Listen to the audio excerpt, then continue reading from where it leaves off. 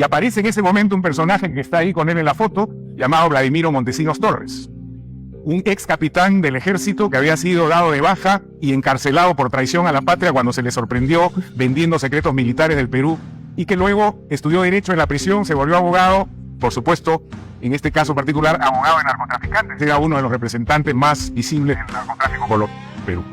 Resulta que Montesinos, para hacer simple la historia, conoce a Fujimori en una circunstancia en la que Fujimori estaba en aprietura, porque se descubre cuando él era candidato que había falsificado documentos para hacerse pasar como campesino, siendo nada menos que el rector de la Universidad Agraria, y obtener tierra gratis que el Estado en ese momento ofrecía al campesinado pobre. Se había hecho de una hacienda, Fujimori, y esto aparece en el contexto de su campaña. Había que apagar este incendio lo más rápidamente posible y le recomiendan a Montesinos para resolver ese problema. Contrata como abogado y Montesinos muy eficientemente, efectivamente, logra resolver el problema, le robó el expediente y nunca más encontraron los documentos que generaron este caso. Y eso hizo posible que Fujimori llegara a ser presidente de la República. De hecho, cuando llega a la presidencia, le propone a este eficiente abogado que sea su asesor en materia de narcotráfico, abogado narcotraficante, algo sabía de narcotráfico, y que además se encargara de los temas de seguridad del Estado. Y Montesinos se convierte de facto en el jefe del Servicio Nacional de Inteligencia. Y ahí empieza esta historia. El Perú es un país con una vieja tradición autoritaria, plagado de golpes militares de Estado en el desarrollo de nuestra historia, y que a partir del año 80 inició una incipiente democracia. O sea que por suerte no se interrumpió y no se ha interrumpido hasta este momento, pero que en el año 90 tuvo una elección que generó mucha polarización en la población, porque por un lado se presentaba como candidato a la presidencia probablemente el peruano más ilustre que tenemos en este momento, que es Mario Vargas Llosa, premio Nobel de la Literatura, y por otro lado, como siempre, una playa de otros 12 o 13 candidatos desconocidos que trataban de lograr la conquista del poder. Lo cierto es que faltando pocos días para la elección empieza a surgir un rumor, como suele ocurrir normalmente en Lima, de que había un candidato desconocido que, como en las carreras de caballos, desde atrás. Y que este era el señor Alberto Fujimori. Fujimori, hasta ese momento un personaje totalmente desconocido. Tenía un programa de televisión que probablemente solo veía su familia porque no tenía ningún impacto en la población. Y se había desempeñado como rector de la Universidad Agraria del Perú. Cuando se produce el resultado de la primera vuelta, efectivamente Fujimori sorprende con la segunda votación más importante y hubo que ir a una segunda vuelta en la que competían Mario Vargas Llosa con Alberto Fujimori.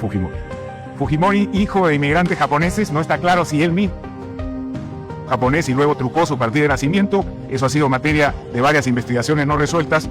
Lo cierto es que en segunda vuelta vence a Mario Vargas Llosa con un lema que decía honestidad, tecnología y trabajo.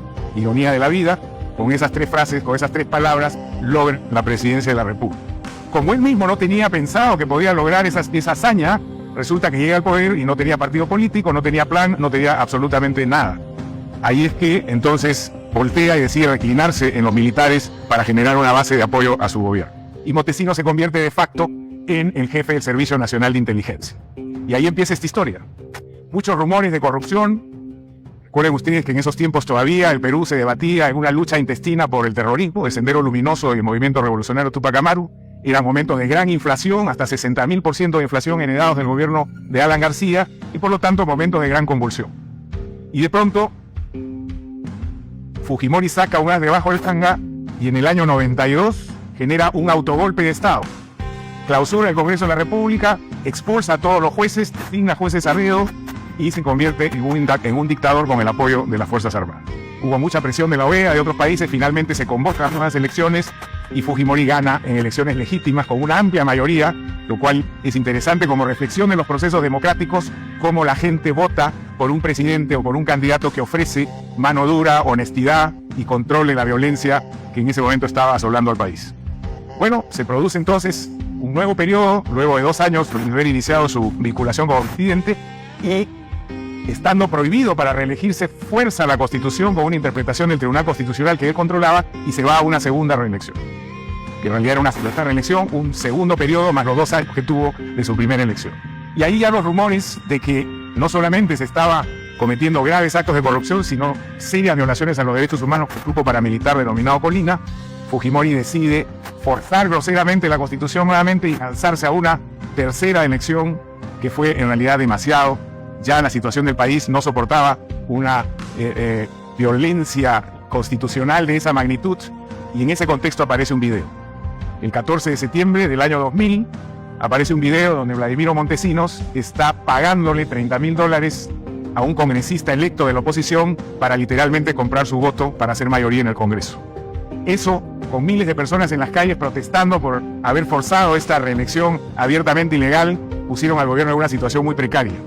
Fujimori gana esa tercera elección con un evidente fraude electoral y cuando aparece el video no tenía escapatoria, tiene que salir en prensa y decir de que él no sabía nada, que Montesinos lo había engañado y que iba a convocar a elecciones tempranas a fines de ese año.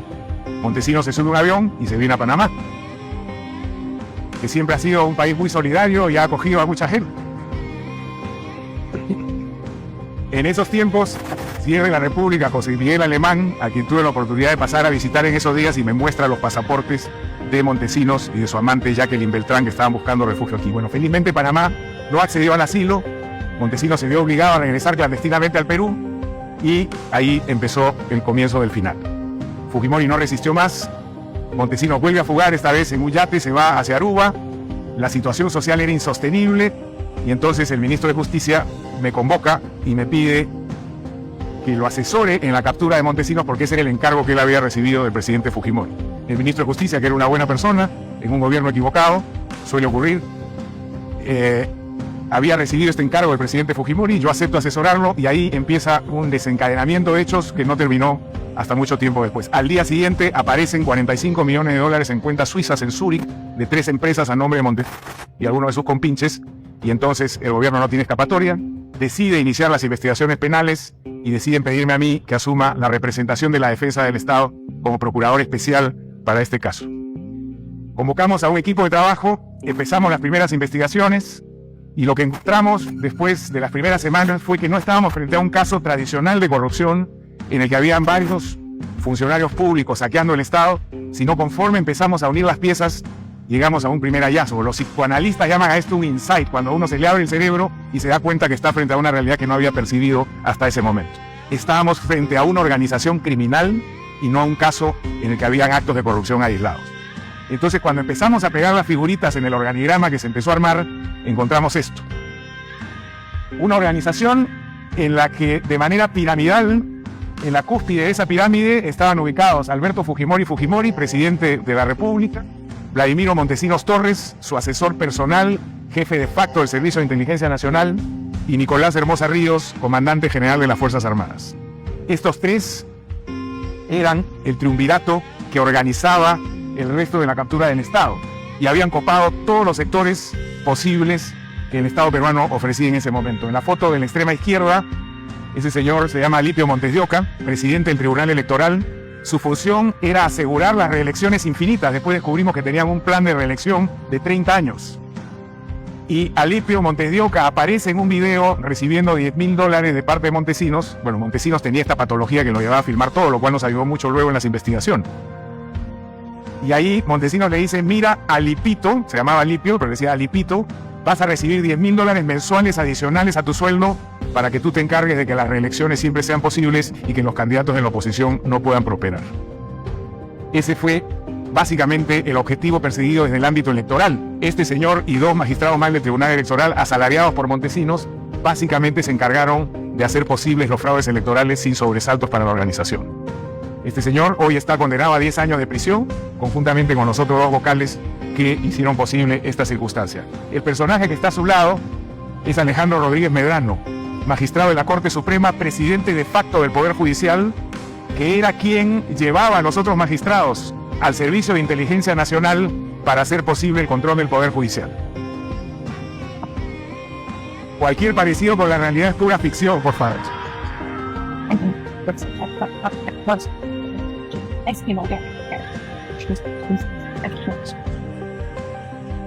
El Poder Judicial cumplía 3 objetivos en el contexto de los planes de esta organización criminal. En primer lugar, aseguraba la impunidad de la organización. No había un solo caso que pudiera pasar al sistema judicial y que terminara en una sentencia condenatoria. En segundo lugar, era el bulldog del régimen, perseguían a los enemigos políticos, les abrían casos penales, los obligaban a huir del país. Lo hicieron con algunos magistrados del Tribunal Constitucional, con Baruch Hifcher, propietario de Canal 2, y otros que empezaron a cuestionar a el gobierno y su red ilegal. Entonces se convirtió en un instrumento de persecución política. Y en tercer lugar, fue un aparato extorsivo. Cuando encontraban casos donde había mucho dinero, casos de mineras, de pesqueras, de grandes inversiones, aparecían y se vendían a una de las partes para asegurarles un resultado. Si las vacas estaban flacas y no había muchos casos, entonces los creaban. Se inventaban casos, denunciaban a personas y luego les cobraban para archivarles el caso que ellos mismos habían generado. Y esta fue entonces una de las cajas chicas de la organización criminal. El sujeto del medio es Víctor Joy Guay, presidente del Congreso, operador político de la organización criminal.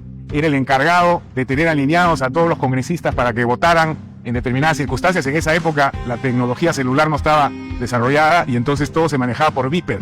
Y los convocaban por Viper a votar y ahí se enviaban las instrucciones del régimen para que se alinearan en lo que el triunvirato decidía hacer. Y además era el encargado de enlazar con los medios de comunicación social para que hubiera una sola voz. En ese momento en el Perú habían 7 canales de televisión abierta y 2 canales de cable. De los 7 canales de televisión abierta, el gobierno tenía comprados a 6. Tenemos los videos donde aparecen entregando millones de dólares siempre en la sala del servicio de inteligencia para comprar la línea editorial que la prensa no cuestionara al gobierno y que más bien atacara a sus enemigos. Y el 7º canal no lo compraron porque era el canal del Estado, entonces ese era gratis. Con lo cual tenían 100% del control de la televisión abierta y de los 2 canales de cable compraron uno por 10 millones de dólares y el otro jugó un papel muy relevante en la caída del régimen, que fue Canal N, que subsiste hasta el día de hoy, un canal solamente de noticias. El calvo que está a su izquierda es el señor Venero.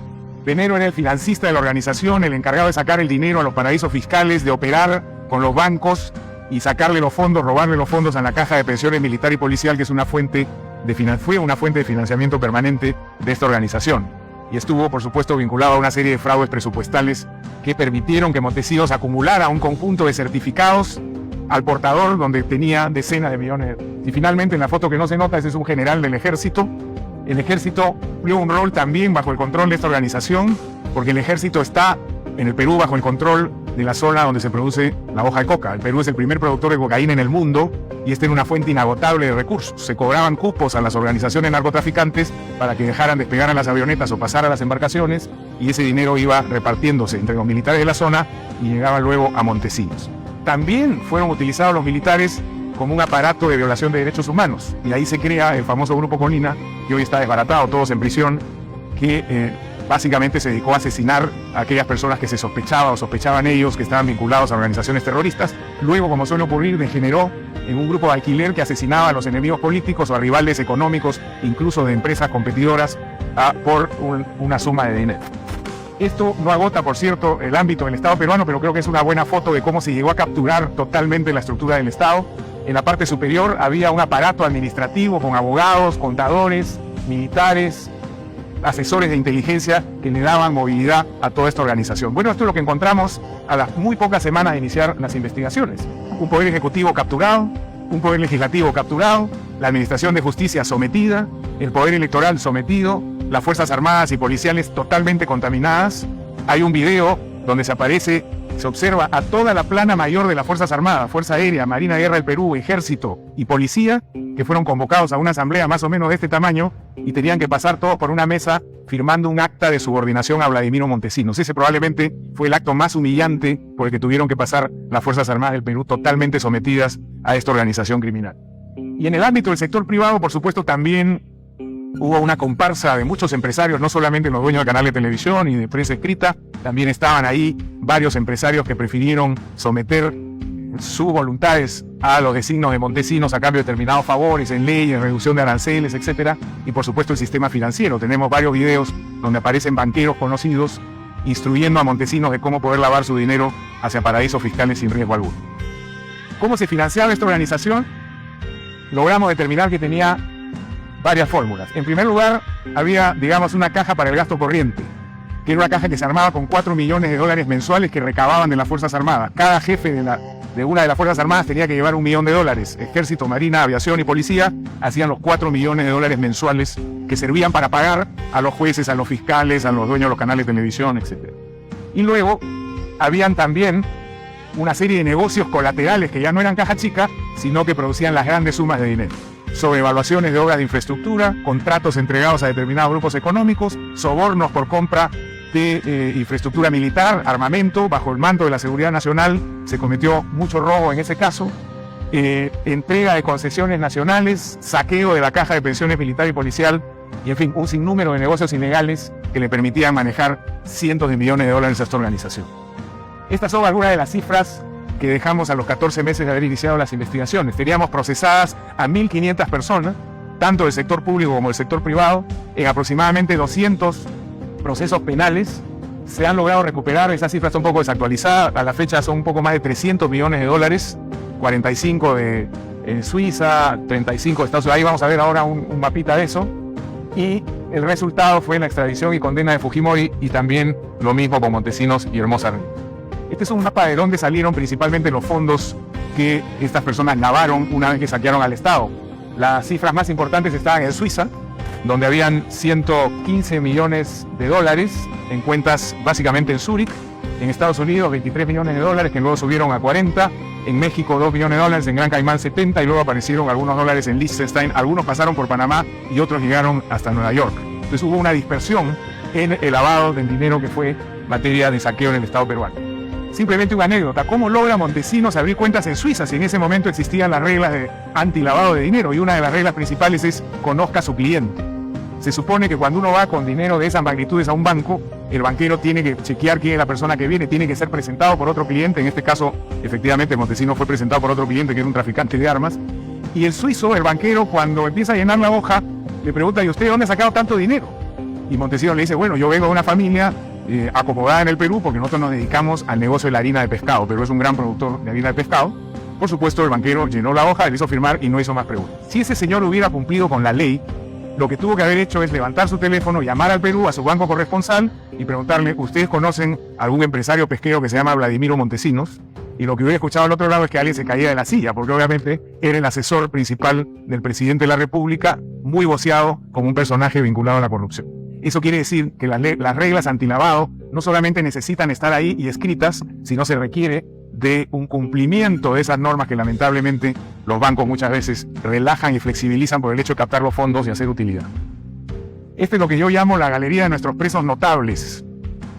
Más o menos el 10% de los investigados terminaron en prisión. No es una cifra exagerada, nadie nos puede acusar de haber realizado una cacería de brujas o haber hecho esto por motivación política. Pero verán ustedes que los 3 jefes de la organización hoy están condenados a 25 años de prisión. Es el máximo que el sistema peruano permite, o permitía en ese momento, que son Fujimori, Montesinos y Hermosa. Capturados y detenidos 4 ministros de Estado, el presidente del Congreso y varios congresistas, el presidente del Poder Judicial y jueces de todas las denominaciones, Suprema, Superior, Primera Instancia, el sistema electoral, el jefe de la Organización Nacional de Procesos Electorales, el presidente del Jurado Nacional de Elecciones y el presidente del Tribunal Electoral. Todos se fueron a prisión. La fiscal de la Nación, que fue condenada a 10 años de prisión al demostrarse que también estaba en la planilla de Montesinos, y fiscales de distintas denominaciones, varios alcaldes, y probablemente la cifra más importante, más impactante, diría yo, es 14 generales de las Fuerzas Armadas y de la Policía Nacional fueron capturados en una noche y llevados a prisión por vínculos probados con esta organización criminal. En el sector privado, varios dueños de televisión y banqueros terminaron en prisión, no todos los que hubiéramos querido, pero en ese caso era más complejo porque podían pagar defensas mucho más sofisticadas que las de los otros procesados y complicaron mucho las investigaciones. Pero en todo caso, creo que esto da una imagen del impacto que esta red criminal tuvo en el Estado peruano. Algunas reflexiones de cómo se pudo lograr esto. Mucha gente pregunta: bueno, ¿cómo lo hicieron si el Estado estaba totalmente capturado? Yo diría que en primer lugar se requiere una voluntad política en el más alto nivel. Sin voluntad política es imposible lograr esto. Y esa voluntad política no se traduce en discurso de los líderes de una nación, sino en recursos que permitan hacer lo que uno tiene que hacer, que es viajar, contratar a los técnicos especializados para poder hacer investigaciones serias y no estar haciendo expediciones de pesca que no conducen a ningún lado. En segundo lugar, hay que armar un equipo, yo diría, principalmente de gente joven, no contaminada con el pasado y que tenga un nivel alto de motivación y preparación. Cuando unos periodistas llegaron a la oficina que habíamos formado nosotros para este propósito, comentaron al día siguiente que parecía un jardín de la infancia. Todos eran profesionales muy jóvenes que sin embargo dieron la talla y estuvieron a la altura de las responsabilidades que el Estado imponía. Además, por supuesto, eran un poco más baratos. Baratos digo en el costo profesional por su falta de trayectoria en el Estado, pero muy rentables en términos de los resultados que pudieron producir. Un tercer elemento fundamental fue identificar desde el inicio quiénes eran los aliados nuestros en esta investigación. Y en primer lugar, en un mundo global, el dinero no se queda donde es robado, normalmente sale hacia otras jurisdicciones. Nosotros logramos establecer convenios con el FBI el gobierno norteamericano puso a nuestra disposición un equipo de 5 investigadores, más una fiscal en la Florida, que hicieron un trabajo valiosísimo de detección, captura y acopio de pruebas en ese sentido. Trabajamos con la Unidad de Inteligencia Financiera de varios países, nosotros no la teníamos, pero sin embargo fueron flexibles y nos permitieron trabajar con el FinCEN de los Estados Unidos, el de Suiza, de Gran Caimán, etc. Trabajamos con el Departamento de Justicia, de los Estados Unidos y con la Fiscalía de Nueva York, del fiscal Morgenthau, que es un personaje en ese momento ya muy reputado en materia de lucha contra la corrupción. Establecimos una alianza con la Fiscalía Suiza y con las autoridades de Gran Caimán que nos permitieron recuperar dineros en tiempo récord a través de convenios y documentos que ellos mismos nos sugirieron implementar.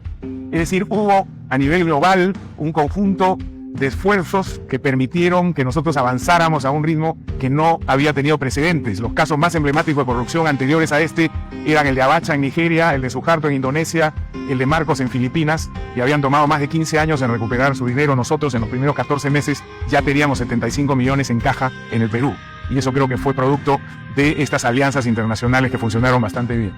En segundo lugar, se requiere un nivel de alianzas internas, lo que llamamos cooperación interinstitucional. Lamentablemente, mientras las redes criminales se mueven con una facilidad increíble, con alta tecnología y poder económico, el Estado está anquilosado y los funcionarios públicos normalmente se pelean por sus pequeñas cuotas de poder y sus celos institucionales que impiden que se avance en un frente común. Nosotros pudimos romper esas pequeñas miserias del aparato estatal y lograr traer y sentar en una misma mesa a la Superintendencia de Banca, a la Contraloría de la República, a la Fiscalía de la Nación, a todos los actores, menos los jueces que eran absolutamente independientes de su criterio, a efectos de realizar una estrategia que funcionara y que permitiera avanzar en el contexto de las investigaciones. Finalmente, un aliado invalorable para nuestro trabajo fue el de la prensa de investigación seria. En el Perú hay muy buenos periodistas de investigación, como aquí, y logramos con ellos acopiar muy rápidamente un conjunto de pruebas y evidencias que ellos habían acumulado durante años, pero como nadie les hacía caso, la Fiscalía no procesaba estas denuncias, estaban en los archivos de las redacciones. Bueno, fuimos a las redacciones, sacamos esas investigaciones, las analizamos, las convertimos en indicios y las judicializamos y las presentamos al sistema de justicia, y eso permitió que avanzáramos con mucha rapidez en varios casos. Un elemento fundamental fue la creación de un subsistema anticorrupción. El aparato de justicia había colapsado, estaba profundamente penetrado por la corrupción. Jueces y fiscales venales que recibían pagos de este aparato criminal, aunque no lo crean, hemos encontrado recibos que firmaban los fiscales cuando recibían estos pagos de Montesinos, correos electrónicos que le decían a Montesinos, le decían el DOC. Hemos encontrado correos electrónicos de fiscales superiores de segundo nivel diciendo: DOC, se han atrasado este mes con mi mensualidad complementaria, por favor envíenme mis $1.000 o mis $1.500. Bueno, como no se podía confiar en la justicia ordinaria, fue necesario, y en eso la Corte Superior nueva y la Fiscalía nueva tuvieron la inteligencia de poder hacerlo, crearon un subsistema anticorrupción. Escogieron entre los fiscales a 6 fiscales jóvenes, no contaminados, de alta trayectoria profesional, y los jueces hicieron lo mismo. Entonces contábamos con 6 fiscales de primer nivel, 6 jueces de primer nivel, un fiscal superior coordinador y una sala superior al interior de la justicia que permitió que avanzáramos sin sospecha de que ninguno de los personajes que estaban trabajando con nosotros tenían vinculación en el pasado con el aparato criminal de Montesinos. Una tercera innovación que nos permitió avanzar rápidamente en la investigación fue el desarrollo de nuevos instrumentos legales. El Código de Procedimientos Penales del Perú databa de 1941. Era un código obsoleto creado para el crimen tradicional, los homicidios, las estafas, el robo, pero no para el crimen organizado. Entonces, cuando nosotros empezábamos a investigar a alguien, teníamos primero que ir a la policía, luego al fiscal, eso demoraba 2, 3, 4 meses, y cuando llegábamos al juez ya para pedir la orden de captura, esa persona estaba fugada fuera del país. Entonces logramos pasar algunos proyectos de ley que rápidamente fueron adoptados por el Congreso. Los congresistas estaban desconcertados, aprovechamos de eso, debo decirlo ahora, porque si no probablemente nunca hubieran aprobado esto, pero nos dieron la posibilidad de tener una ley que permitía, en primer lugar, adoptar medidas cautelares extraordinarias, no tener que pasar por una investigación previa para solicitarle al juez una orden de captura, o que alguien no pueda salir del país, o allanar un domicilio, requisar documentos o embargar provisionalmente bienes. Si encontrábamos indicios, íbamos con esos indicios inmediatamente al fiscal, el fiscal evaluaba lo que tenía al frente y le pedía al juez que dicte una orden de ese tipo, y el juez lo hacía, obviamente bajo su control y por plazos determinados que no podían exceder los 15 días en los casos de las detenciones. Eso nos permitió cerrar las fronteras, agarrar a los corruptos rápidamente, ponerlos bajo investigación, y con una norma complementaria que logramos también que fuera aprobada en paquete por el Congreso, abrimos la posibilidad de la colaboración eficaz. La experiencia desde la investigación de la mafia italiana y la de Chicago, etcétera, ha arrojado una verdad que hoy día no acepta, creo yo, contrastación. La mejor manera de penetrar en organización criminal es a través de la delación. Hay que alentar la delación. Y entonces se han creado estos sistemas que se llaman sistemas premiales, por los cuales uno canjea con personas que están comprometidas con esa organización información a cambio de darles una sanción menor o en algunos casos incluso exonerarlo de responsabilidad. Hubo un cierto debate si esto era inmoral. Yo siempre sostuve que más inmoral era no recibir información y nunca llegar a atrapar a los que teníamos que atrapar, o no saber los delitos que se habían cometido, o no recuperar los dineros que teníamos que recuperar. Bueno, esta ley funcionó muy bien, tiene un proceso que no voy a explicar ahora. No era simplemente que alguien venía y decía quiero colaborar, tenía que entregar la información, había un proceso regulado para verificar que esa información era oportuna, era valiosa y era cierta. Si esa persona nos mentía, se complicaba la vida mucho más. Si lográbamos verificar que su información era cierta, se acogía al sistema de beneficios y juez y fiscal se encargaban de decidir qué suerte iba a correr esa persona. Bueno, fue tan exitosa la ley por dos razones. Primero, porque cuando salió la ley ya habíamos capturado algunos peces gordos y sabían que no estábamos hablando en broma. Y en segundo lugar, porque había mucha gente que se sintió abandonada por Montesinos y por Fujimori y que no tenían ese, estaban desconcertados. Entonces, lo que hicieron fue correr a tocarnos la puerta y decir yo tengo información, quiero colaborar. La secretaria de Montesinos en el Servicio de Inteligencia y amante de él en los inicios, porque después tuvo otras, fue una de las principales fuentes de colaboración que no solamente nos dio una idea clarísima de cómo estaba funcionando esto, sino nos entregó documentos, nombres, números de cuentas, etc. Entonces, abrir un espacio para este tipo de negociaciones para nosotros ha sido una decisión sumamente exitosa. Por supuesto, tiene que hacerse con seriedad y si es así, otorga una serie de beneficios a la investigación. Bueno, estos son algunos de los destinos a donde nosotros pedimos colaboración, porque o había dinero ahí o habían prófugos allá, pero el sistema de las cartas rogatorias yo debo decir que es un sistema penoso.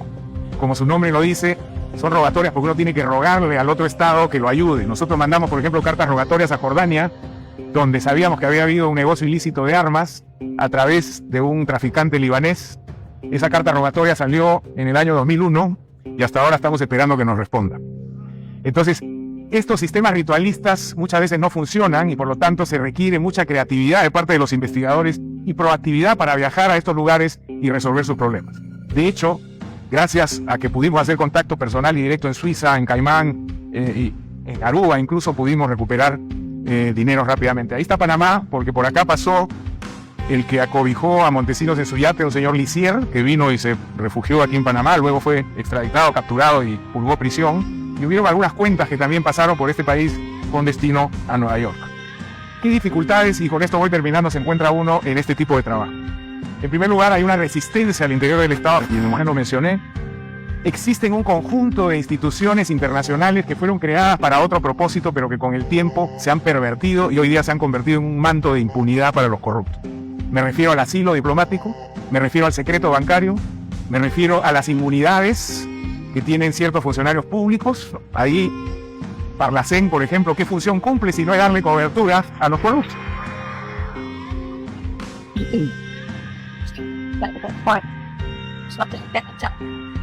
Yo creo que un Estado democrático tiene el derecho de defenderse, y si esa defensa pasa por la necesidad de salirse de determinados círculos que no aportan nada al país, bueno, es una decisión política que hay que tomar.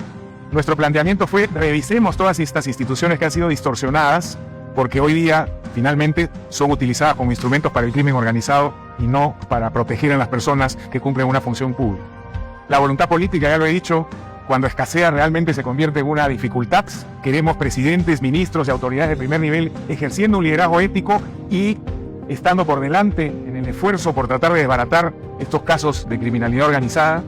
Y por supuesto vienen las debilidades institucionales, la del Poder Judicial infiltrado, corrupto, incapaz en algunos casos, y sobre todo una opinión pública que ha perdido muchas veces la fe, que está frustrada, que cree que todo el tiempo va a ser lo mismo. Nosotros utilizamos un mecanismo de relacionarnos con la ciudadanía a través de conferencias de prensa que convocábamos una vez cada mes. Y ahí mostrábamos abiertamente los resultados que íbamos consiguiendo progresivamente, y eso permitió que de cara a la opinión pública y a la sociedad fuéramos ganando un espacio de legitimidad. Las lecciones aprendidas ya las he señalado. En algunos casos hay que evitar la manipulación de las investigaciones políticas. Es decir, cuando los investigados son personas que han ejercido altas funciones en el Estado, se corre el riesgo de politizar esas investigaciones. Y uno no se puede dar ese lujo. Por eso el investigador tiene que ser independiente y no obedecer ninguna consigna política, porque desde el momento en que la investigación deja de ser técnica y se contamina políticamente, ganaron los corruptos. Van a tener el argumento perfecto para decir: soy un perseguido político, esto es una cacería de brujas, soy un chivo expiatorio, lo que escuchamos todo el tiempo. Hay que fortalecer las instituciones y, como he señalado, la cooperación, la identificación de los aliados y la unión de fuerzas con ellos hace que esto finalmente pueda tener éxito. Aquí hay un reto, creo que en Panamá igual que en el Perú, que es el de romper la impunidad. Tenemos una tradición histórica de impunidad donde se nos ha robado abiertamente y los que nos roban están no solamente gozando de sus bienes, sino aparecen en las páginas sociales, se nos muestran como ejemplos de éxito, personas que pueden tener bienes, etc.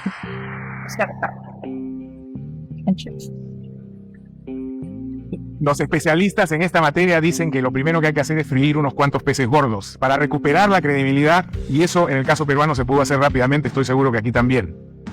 La gente necesita ver de que aquí hay una diferencia con el pasado y es una gran responsabilidad de las autoridades del presente que eso sea así y que no sea una vuelta a lo de siempre, porque si esta oportunidad se pierde, la posibilidad de cambiar las cosas desde el futuro creo que se reduce dramáticamente. La ciudadanía tiene que comprometerse en este cambio y ahí tenemos un problema. En el Perú el 78% de la población es indiferente a la corrupción cuando hemos hecho encuestas. Hace 2 meses hemos tenido elecciones regionales y el 55% de la población declaró que estaba dispuesta a votar por personas que sabía que eran corruptas pero que iban a hacer algo. Y así han votado. Tenemos hoy día un conjunto de gobiernos regionales y alcaldes que son prontuariados, sin ninguna experiencia en la función pública, y algunos de ellos, aunque parezca mentira, incluso en prisión, sometidos a investigaciones de corrupción. Y la gente ha votado por ellos. Bueno. Eso implica, aquí está el viceministro de Educación, un reto en materia educativa para las generaciones futuras. Esto no puede ser solamente una persecución penal.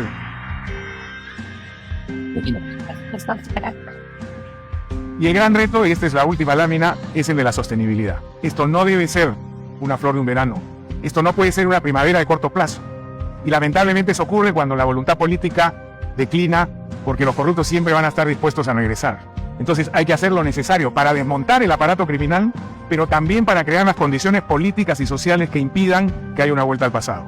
En Transparencia Internacional es el mensaje que les traemos, un mensaje de aliento, de acompañamiento. Hemos ofrecido estar cercanos a este proceso y les deseamos la mejor de las suertes.